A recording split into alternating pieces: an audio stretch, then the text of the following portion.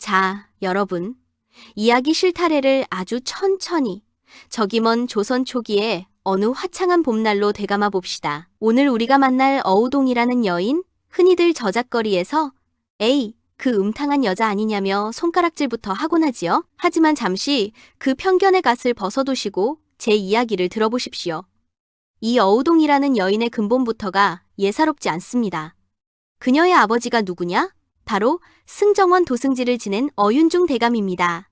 승정원 도승지라면 오늘날로 치면 대통령 비서실장 아닙니까? 구중궁궐 임금님의 일거수일투족을 보필하며 권력의 핵심 중의 핵심에 있던 집안입니다. 그런 집안의 금지옥엽 외동딸로 태어났으니 어우동이 어릴 적 밟고 다닌 흙이 남달랐고 입고 자란 비단 치마의 결이 어떠했겠습니까? 아마도 그 집 대문을 드나드는 사대부들이 어대감댁 자제는 꽃 중의 꽃이라며 입이 마르도록 칭송을 아끼지 않았을 겁니다. 그런데 말입니다.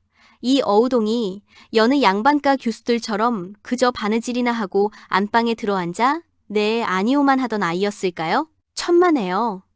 어우동은 어려서부터 총명하기가 그지없었습니다. 남들이 천자문 떼느라 쩔쩔맬 때 이 아이는 벌써 당나라 시인 두보 이백의 시를 읽으며 인생의 허무와 사랑의 미학을 논했단 말입니다. 어느 날의 풍경을 한번 상상해 보십시오. 남산 아래 어대감댁 사랑방에서 들려오는 검은고 소리. 그 소리가 어찌나 처연하고도 아름다운지 길 가던 선비들이 발걸음을 멈추고 담장 너머를 기웃거렸다고 해요. 검은고 줄을 타는 그 섬세한 손길 하나하나에 어우동은 자신의 영혼을 담았습니다. 당시 사대부들이 그녀를 보며 느꼈던 감정은 단순한 성적 욕구가 아니었습니다. 그것은 일종의 지적 경외감이었지요. 조선 땅에 이토록 학식이 높은 여인이 있단 말인가? 당나라 시인 이백이 조선에서 여인으로 환생한 것은 아닌가? 하는 탄식 말입니다. 그녀는 남성들의 전유물이었던 문학과 예술의 세계를 완전히 장악한 시대를 앞서간 인텔리 여성이었던 것입니다. 하지만 여러분, 하늘은 어찌 그리도 무심할까요? 이토록 찬란한 꽃에게 세상은 너무나도 가혹한 가시밭길을 준비해두고 있었습니다. 그녀의 재능이 독이 되었을까요? 아니면 그녀의 미모가 화를 불렀을까요? 이제 그녀가 조선 왕실이라는 거대한 그물망 속에 발을 들이게 되는 그 운명적인 정략 결혼의 현장으로 가보겠습니다. 자, 이제 꽃 같던 어윤중 대감댁 교수가 드디어 대궐 담장 안으로 발을 들이는 그날부터 이야기를 이어가 봅시다. 때는 조선의 기틀이 잡혀가던 성종 초년, 어우동은 효령대군의 손자이자 세종대왕의 조카 손자인 태강수 이동과 백년가약을 맺습니다. 여러분, 상상해 보십시오. 당대 최고의 권력가 딸과 왕실 종친의 결합입니다.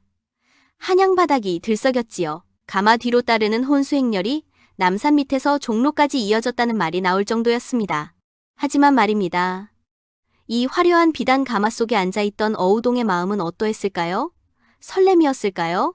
아니면 왠지 모를 불안감이었을까요? 안타깝게도 이 결혼은 시작부터 엇박자였습니다. 남편 태강수 이동, 이 사내가 어떤 위인인지부터 짚어봐야 합니다. 왕실 종친이라는 완장을 차고 태어나 부족함 없이 자란 이 사내는 학식 높은 아내보다는 당장 눈앞에 화려하고 자극적인 쾌락에 눈이 먼 한량이었습니다. 태강수는 아내 어우동의 깊이 있는 시문이나 검은고 가락보다는 저잣거리 은세공업자의 딸인 내은덕이라는 여인의 육감적인 유혹에 넋을 잃고 말았습니다. 조강지처를 안방에 두고 밤마다 은세공업자 딸네 집 담장을 넘나들었으니 어우동의 독수공방이 하루 이틀이 아니었습니다. 어느 가을 해질 무렵이었을 겁니다.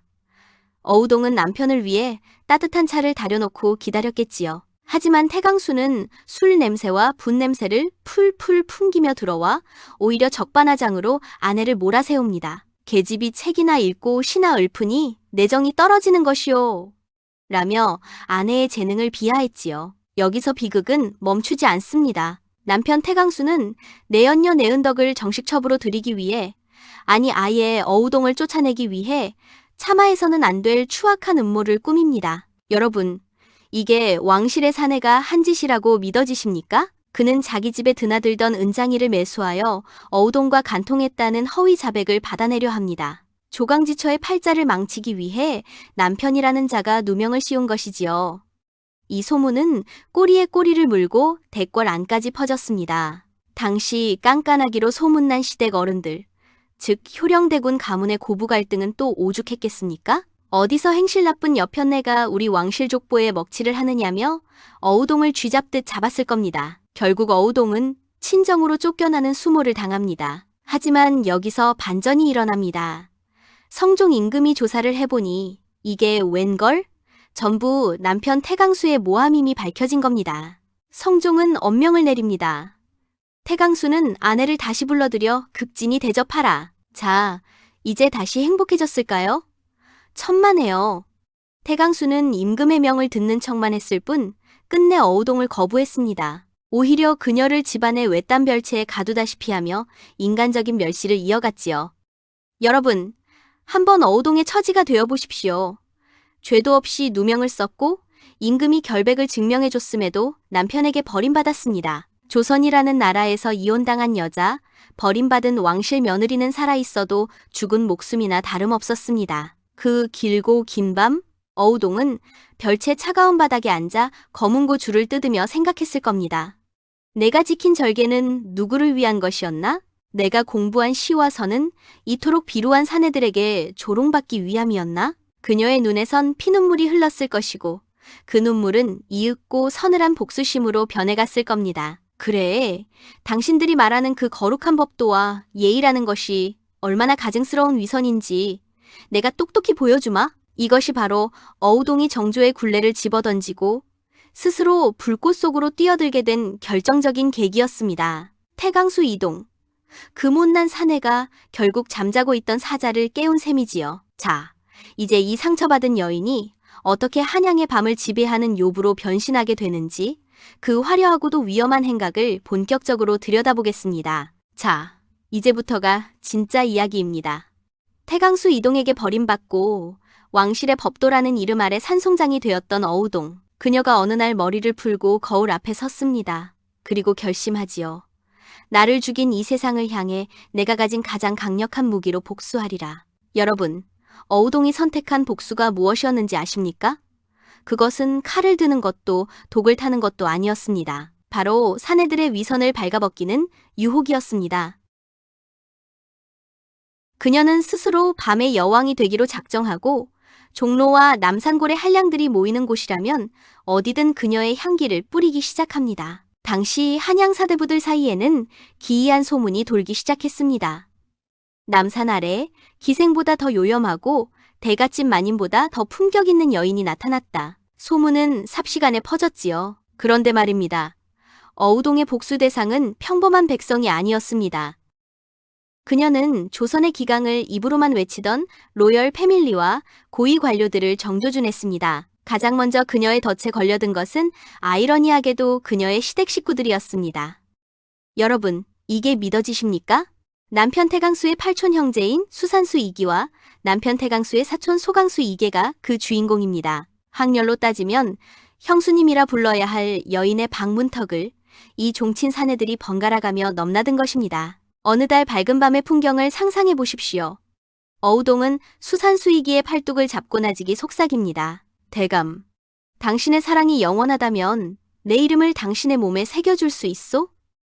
사랑의 눈이 먼 이왕실 종치는 단칼에 승낙하지요. 어우동은 바늘을 들어 그의 팔뚝에 어우루동 4글자를 새깁니다. 피가 맺히는 아픔 속에서도 사내는 웃었습니다. 하지만 어우동의 속마음은 어떠했을까요? 아마도 입으로는 도덕을 읊조리는 왕실의 피가 이토록 천박하구나라며 서늘한 비웃음을 흘렸을 겁니다. 그녀의 행각은 여기서 멈추지 않았습니다. 그녀의 레이더망에 포착된 또 다른 거물, 바로 북방을 호령하던 영웅 어유소 장군입니다. 여진족을 소탕하며 조선의 호랑이라 불리던 그 서슬 퍼런 장군조차 어우동의 시한수에 무너지고 맙니다. 퇴근길에 마주친 어우동이 슬쩍 던진 눈길 한 번에 장군은 말에서 내려 투구를 벗고 그녀의 치맛자락을 따라갔습니다. 전쟁터의 용맹함도 어우동의 안방 문턱 앞에서는 눈 녹듯 사라진 것이지요. 여러분, 더 놀라운 사실이 있습니다. 어우동과 연문을 뿌린 어유소 장군. 이름에서 느껴지시나요? 네, 어우동과 같은 함종어 씨입니다. 같은 가문 사람끼리 이게 무슨 망측한 일이냐고요? 족보를 따져보면 어유소 장군은 어우동에게 집안 조카뻘이 됩니다. 밖에서는 고모님이라 불러야 할 집안 어른의 치맛자락을 조선의 영웅이라 불리던 장군이 붙잡고 매달린 겁니다. 어우동은 남편의 가문인 이씨, 왕실뿐만 아니라 자신의 친정 가문인 어씨 집안의 체면까지도 통쾌하게 박살내버린 셈이죠. 하지만 어우동이 진정으로 조선을 비웃은 대목은 따로 있습니다. 그녀는 당대 최고의 권력자들을 안방에 모셔두고는 마당에서 땀 흘리며 일하던 노비 직업이를 불러들입니다. 대감들, 저 노비와 당신들이 무엇이 다릅니까? 내 품 안에서는 왕실 종친이나 천한 노비나 그저 사랑을 갈구하는 가련한 짐승일 뿐이요. 이것은 단순한 음행이 아니었습니다. 조선이라는 견고한 신분사회, 남존여비의 철옹성 같은 세상을 향해 어우동이 던진 가장 화려하고도 치명적인 폭탄이었던 셈이지요. 그녀는 사내들의 팔뚝에 자신의 이름을 새기며 사실은 조선 사대부들의 위선적인 가슴팍에 지울 수 없는 낙인을 찍고 있었던 것입니다. 밤마다 흐르는 검은 고소리, 그리고 그 속에 섞인 사내들의 거친 숨소리와 여인의 서늘한 미소. 한양의 밤은 그렇게 어우동이라는 거대한 소용돌이 속으로 빨려 들어가고 있었습니다. 자, 이제 이 꼬리가 길어지면 어떻게 되겠습니까? 드디어 조선 왕실의 심장부, 성종 임금의 귀에 이 해괴망측한 소문이 들어가기 시작합니다. 과연 성종은 이 칠촌 숙모의 도발을 어떻게 받아들였을까요? 이제 의금부의 피비린내 나는 국문장으로 여러분을 안내하겠습니다. 자, 드디어 올 것이 오고야 말았습니다.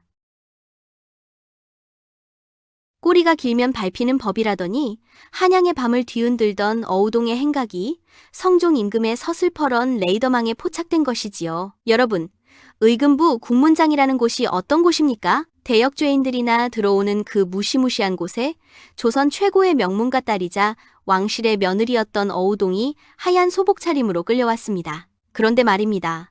정작 사시나무 떨듯 떨고 있어야 할 사람은 어우동이 아니라 그녀의 입술 끝에 목숨이 대롱대롱 매달린 조선의 내로라 하는 사내들이었습니다. 추국관이 엄한 목소리로 묻습니다.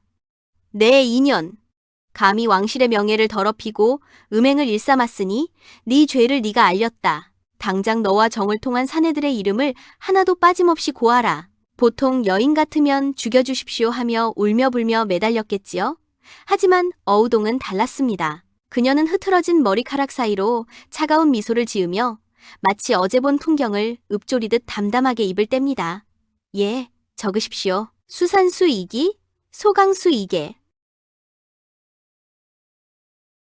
아, 북방의 호랑이라 불리던 어유소 장군도 빼놓으면 섭섭하겠지요? 그리고 노공필 대감, 김희선비. 어디 보자. 더 기억해볼까요? 이 이름들이 터져나올 때마다 국문장은 그야말로 얼음장처럼 굳어버렸습니다.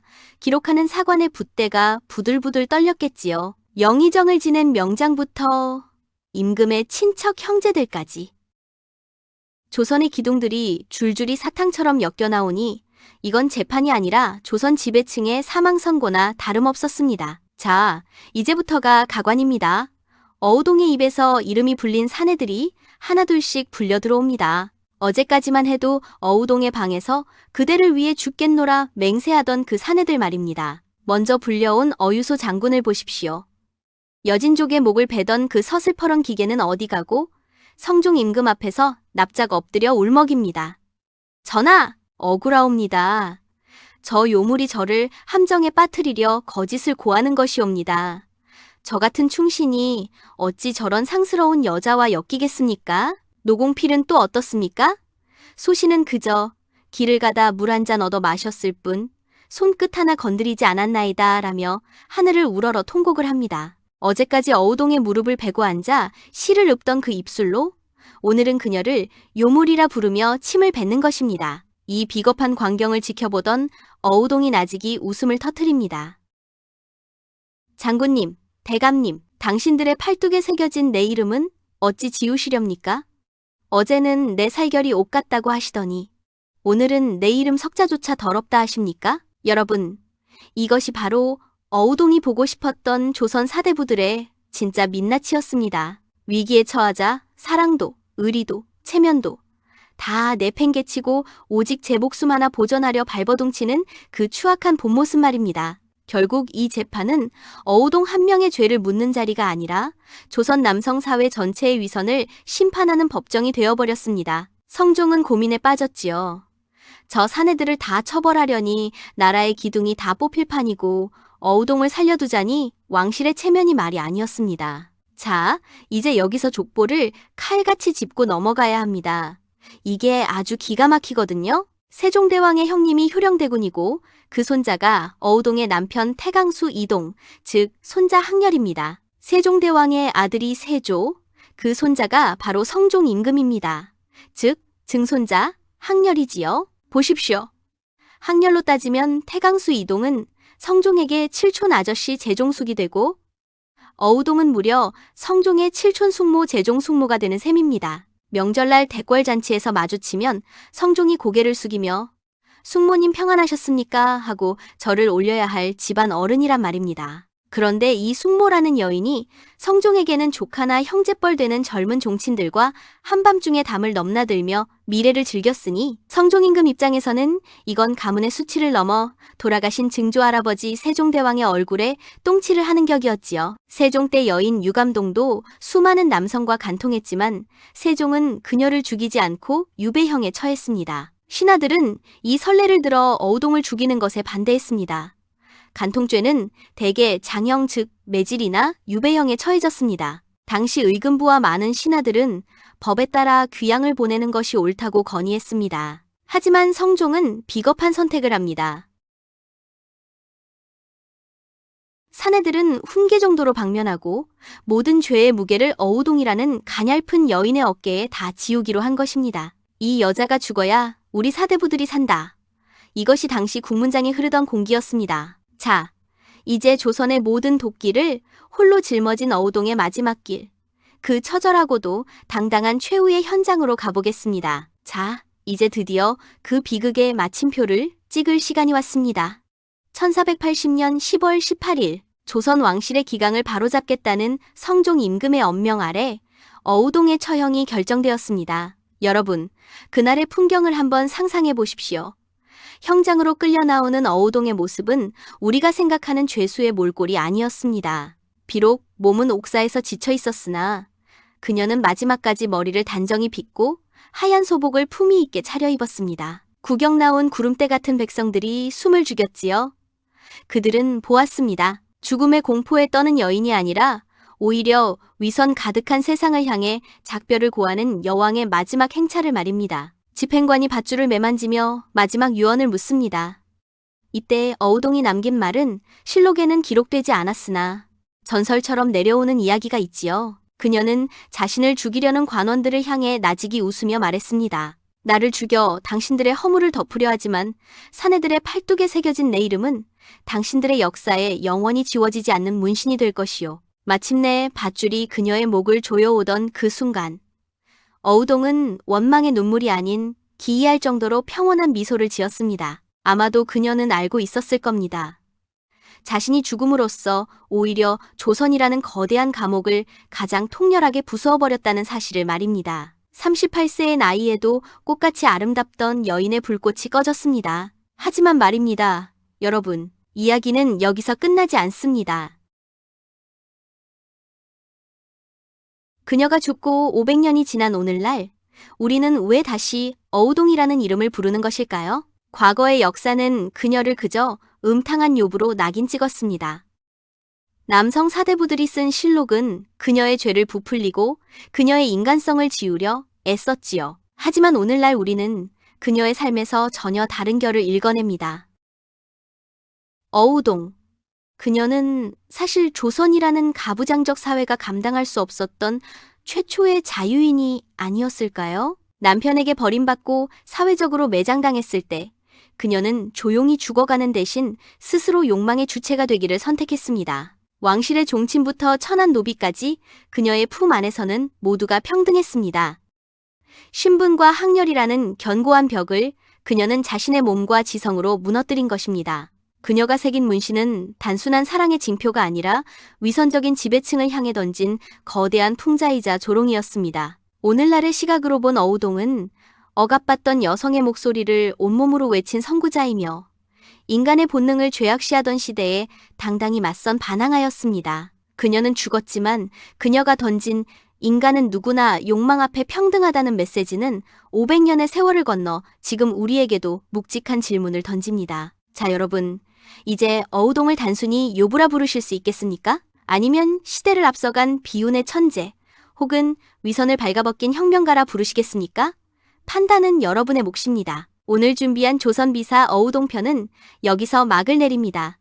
이 이야기가 여러분의 가슴에 작은 파문을 일으켰기를 바랍니다. 긴 시간 시청해주셔서 진심으로 감사합니다. 다음 시간에는 어우동만큼이나 파격적이었으나 훨씬 더 영리하고 대담하게 조선 사대부들을 요리했던 여인, 무려 30명이 넘는 사내와 연문을 뿌리고도 끝내 살아남았던 유감동의 이야기를 들고 찾아오겠습니다. 유감동은 과연 어떻게 죽음의 문턱을 넘었을까요? 기대해 주십시오. 세상 신화 이야기, 구독과 좋아요, 알람 설정은 다음 역사를 깨우는 힘이 됩니다. 안녕히 계십시오.